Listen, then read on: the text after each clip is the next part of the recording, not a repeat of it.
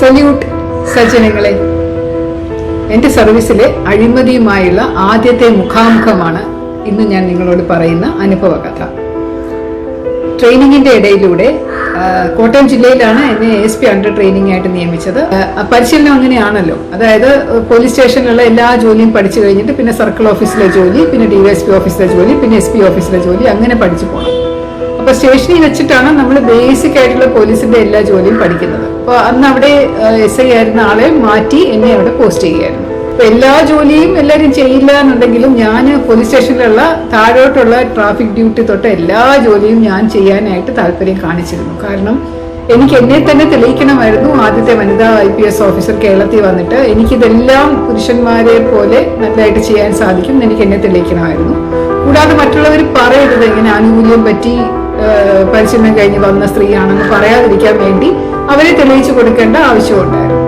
അതുകൊണ്ട് ഞാൻ ആവശ്യമില്ലെങ്കിൽ കൂടെ ഞാൻ ഒരു ദിവസം രാത്രി മുഴുവനും പോലീസ് എൻട്രി ഡ്യൂട്ടി നോക്കിയായിരുന്നു.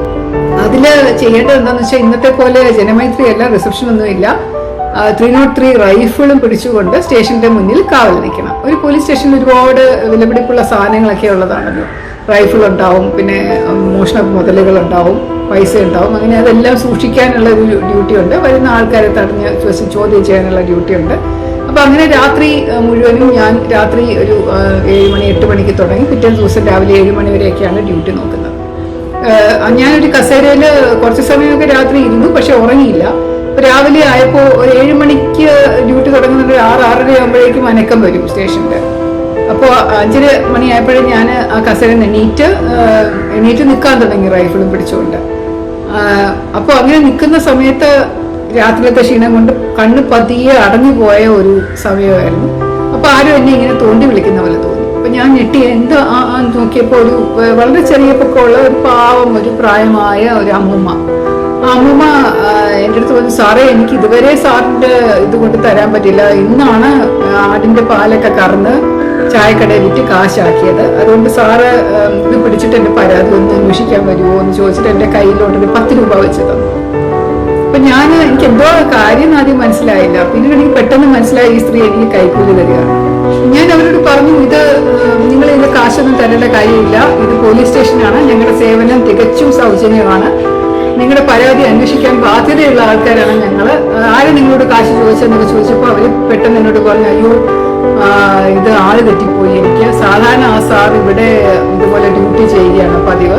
അപ്പോൾ ഞാൻ കുറച്ച് നാൾ മുമ്പ് ഒരു പരാതി എഴുതി ഇവിടെ കൊണ്ട് കൊടുത്തപ്പോൾ ആ സാറായിരുന്നു. അപ്പോൾ സാർ അത് നോക്കിയിട്ട് പറഞ്ഞു, അങ്ങനെ വരാനൊന്നും പറ്റൂല, നിങ്ങൾ കാശ് കൊണ്ട് തന്നാൽ ഞാൻ നോക്കാമെന്നൊക്കെ പറഞ്ഞു. അങ്ങനെ കുറേ നാളായിട്ട് വരാത്തതുകൊണ്ട് എൻ്റെ അന്ന് കാശില്ലായിരുന്നു, അപ്പോൾ ഇന്ന് രാവിലെ കിട്ടിയത് കൊണ്ട് തന്നതാണ്, ഇനിയെങ്കിലും എൻ്റെ പരാതി ഒന്ന് അന്വേഷിച്ച് കിട്ടിയാൽ കൊള്ളായിരുന്നു എന്ന് പറഞ്ഞു. അപ്പോൾ ഞാൻ അവരെ വിളിച്ചിരുത്തി കാര്യമൊക്കെ ചോദിച്ചു, എന്താണ് പരാതി എന്നൊക്കെ ചോദിച്ചപ്പോൾ ചെറിയ കാര്യമാണ്, അവരുടെ വീട്ടിൻ്റെ എന്തോ അടുത്ത വീടുകാരുമായിട്ടുള്ള ഒരു പ്രശ്നമാണ്.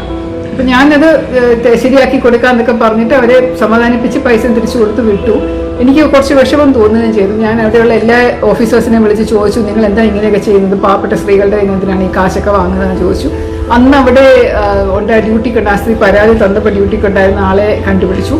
അയാളെ വിളിച്ച് കുറച്ച് വഴക്ക് പറഞ്ഞു. ആ ഓഫീസർ എൻ്റെ അടുത്ത് പറഞ്ഞു, അയ്യോ മാഡം അങ്ങനെയൊന്നും സംഭവിച്ചിട്ടേ ഇല്ല, അവർ വെറുതെ അങ്ങനെ തോന്നി പറയുന്നതായിരിക്കും, തിരക്ക് കാരണം അവിടെ പരാതി വാങ്ങി വെച്ചു, രജിസ്റ്റർ ചെയ്തിട്ടുണ്ട്, തിരക്ക് കാരണം എനിക്ക് അന്വേഷിക്കാൻ പോകാൻ പറ്റിയില്ല, അതുകൊണ്ട് ചിലപ്പോൾ കാശ് കൊടുക്കാത്തോട്ടായിരിക്കും താമസം വരുന്നത് എന്ന് വിചാരിച്ച് അവർ ചിലപ്പോൾ കാശ് കൊണ്ട് തന്നതായിരിക്കും, അതുകൊണ്ട് ഞാൻ ചോദിച്ചിട്ടില്ല എന്ന് പറഞ്ഞു. അപ്പോൾ ആ സമയം നമ്മൾ ചെറുപ്പമാണല്ലോ, ആര് പറയുന്നതാണ് ശരി എന്നും മനസ്സിലാക്കാൻ പറ്റാത്തതുകൊണ്ട് ഞാൻ ചിലപ്പോൾ അതായിരിക്കും ശരിയെന്ന് വിചാരിച്ച് നടപടിയൊന്നും എടുത്തില്ല. പിന്നീട് പല വട്ടം ഇങ്ങനെ നമ്മൾ യൂണിഫോം ഇട്ടുകൊണ്ട് ഇരുന്നാൽ മാത്രം മതി ഇങ്ങോട്ട് കാശ് കൊണ്ട് തരുന്ന പോലെയുള്ള അനുഭവങ്ങൾ ഉണ്ടായിട്ടുണ്ട്.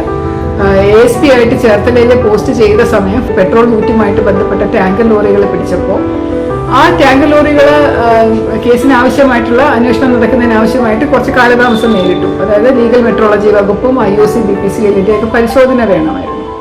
അപ്പോൾ അതിൻ്റെ ലോറിയുടെ ഉടമസ്ഥൻ 2 ലോറികളുണ്ടായിരുന്നു, അതിൻ്റെ ഉടമസ്ഥൻ എന്നെ വന്ന് കാണുകയും അതൊന്ന് വിട്ടുകൊടുക്കണമെന്ന് അഭ്യർത്ഥിക്കുകയും ചെയ്തപ്പോൾ ഞാൻ പറഞ്ഞു, ശരി വിട്ടുകൊടുക്കാൻ കുഴപ്പമില്ല, കോടതിയിൽ നിങ്ങളുടെ ലോറി ഇതിനകത്ത് വിട്ടുകൊടുക്കുന്ന കോടതിയിൽ നിന്ന് ഒരു ഉത്തരവ് വാങ്ങിച്ചൊക്കെ ചെയ്യുന്നതിന് പ്രശ്നമൊന്നുമില്ല, പക്ഷെ കേസിലൊന്നും ചെയ്യാൻ പറ്റില്ല. അപ്പോൾ അതിനുള്ള കേസ് അങ്ങനെ നടക്കട്ടെ, കുഴപ്പമില്ല, പക്ഷെ എൻ്റെ ലോറി ഒരു ദിവസം ഓടിയില്ല എന്നുണ്ടെങ്കിൽ എനിക്ക് ഒരുപാട് നഷ്ടമുണ്ട്, ഇപ്പോൾ കുറേ നാളായിട്ട് കിടക്കുകയല്ലേ, അപ്പോൾ മാഡം ഒന്ന് വിട്ടു തരുമോ ചോദിച്ചു. ഞാൻ ശരി നാളെ തന്നേക്കാം എന്ന് പറഞ്ഞു. നാളെ റിപ്പോർട്ട് ചെയ്താനുള്ള ഏർപ്പാടുകൾ വിളിച്ച് ചെയ്യുകയും ചെയ്തു.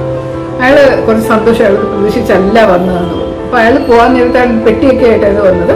പെട്ടിയിൽ നിന്ന് അയാൾ ഒരു കവർ എടുത്ത് എൻ്റെ മേശപ്പുറത്ത് വെച്ചിട്ട് പറഞ്ഞു, എൻ്റെ സന്തോഷം കൊണ്ട് ഞാൻ മാഡത്തിന് ഒരു ഗിഫ്റ്റ് തരുന്നതാണ്. അപ്പം ഞാൻ ചോദിച്ചു, എന്തോ ഇത് എനിക്ക് അറിയില്ല, നിങ്ങളൊന്നും എനിക്ക് ഗിഫ്റ്റ് വരുന്നതെന്ന് ചോദിച്ചപ്പോൾ നല്ല ഇത് 25,000 രൂപയേ ഉള്ളൂ.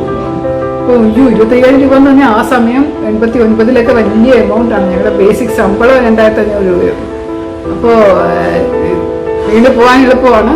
പക്ഷെ ഞാൻ അന്ന് കുറച്ച് ആദർശ ധീരതയൊക്കെ കാണിച്ചു. ഇപ്പോഴൊക്കെ കുറച്ച് കൂടുതലാണത്.